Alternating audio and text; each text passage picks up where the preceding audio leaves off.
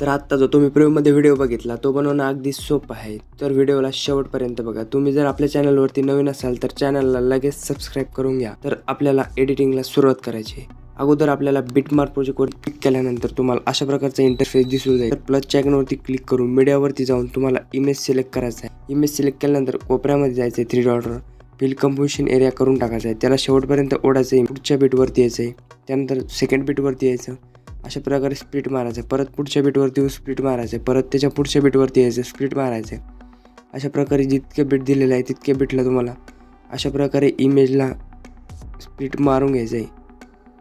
तर मी इमेजला स्प्लिट मारून घेतोय भावांनो. अशा प्रकारे तुम्हाला सुद्धा इमेजला स्प्लिट मारून त्यानंतर तुम्हाला परत प्लसच्या आयकॉनवरती क्लिक करायचं आहे. मीडियावरती यायचं. मीडियावरती आल्यानंतर तुम्हाला ओव्हरले व्हिडिओ ॲड करायचा आहे. ओव्हरले व्हिडिओ ॲड केल्यानंतर शेवटच्या बीटपर्यंत यायचं. त्याचा पुढचा जो पार्ट आहे तो अशा प्रकारे कट करून घ्यायचा. ब्लेंडिंग अँड ऑपेसिटीवर जाऊन लाईटन करून त्याला लिनियर टच ऑप्शनवरती क्लिक करून घ्यायचं. अशा प्रकारे तो तुम्हाला दिसून जाईल. त्यानंतर तुम्हाला आपल्या इफेक्टवरती जायचं. आपल्या CC इफेक्ट आहे भावांनो, त्याच्यावरती अशा प्रकारे 2 क्लिक करायचं. इथे प्लसच्या आयकॉनवर क्लिक करायचं. या लेअर कॉपी करायचे आहे.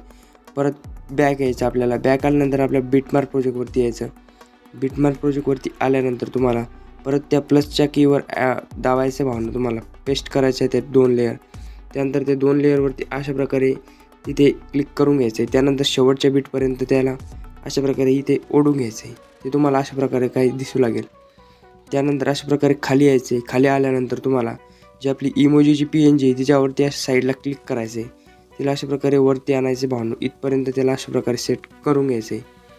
त्यानंतर परत तुम्हाला बॅक शेक इफेक्टवरती आल्यानंतर जे पहिला इमेज आहे त्याच्यावरती क्लिक करायचं. इफेक्टवरती यायचं भावनो. इफेक्टवरती आल्यानंतर कॉफी इफेक्ट करून घ्यायचा. परत आपल्याला बॅक यायचं. बॅक आल्यानंतर आपल्या बिटमार्क प्रोजेक्टवरती क्लिक करायचं आहे. अगोदर बिटमार्क प्रोजेक्टवरती गेल्यानंतर अशा प्रकारे खाली स्क्रोल करायचं. जो पहिला इमेज आहे त्याच्यावरती क्लिक करून इफेक्टवरती जायचं. 3 डॉटवर जाऊन तो इफेक्ट आपल्याला पेस्ट करून टाकायचा आहे. बॅक यायचं. इफेक्टवरती यायचं. आपल्या इफेक्टवरती आल्यानंतर 2 नंबरच्या इमेजवरती क्लिक केल्यानंतर इफेक्टवरती यायचं. कॉफी इफेक्ट करायचं आहे अगोदर. त्यानंतर बॅक यायचं. बॅक आल्यानंतर तुम्हाला बिटमार्क प्रोजेक्टवरती क्लिक करायचं आपल्या. परत त्याच्यामध्ये गेल्या दुसऱ्या इमेजवरती क्लिक करून इफेक्टवरती यायचं. इफेक्टवरती आल्यानंतर त्याला पेस्ट करायचा हा इफेक्ट. अशा प्रकारे तुम्हाला इफेक्ट पेस्ट करून घ्यायचा. परत अशा प्रकारे पुढे यायचं. हा जो इमेज आहे तो सोडायचा. त्याचा पुढचा इमेज घ्यायचा. त्याला इफेक्टवर जाऊन 3 डॉटवर जायचं. पेस्ट इफेक्ट करून टाकायचा. अशा प्रकारे एक इमेज सोडून दुसऱ्या इमेजवरती यायचं. इफेक्टवर जायचं. 3 डॉटवर जाऊन तो इफेक्ट आपल्याला पेस्ट करायचा. परत एक इमेज सोडायचा. अशा प्रकारे शेवटच्या इमेजपर्यंत तुम्हाला अशा प्रकारे हा इफेक्ट पेस्ट करून घ्यायचा आहे भावांनो.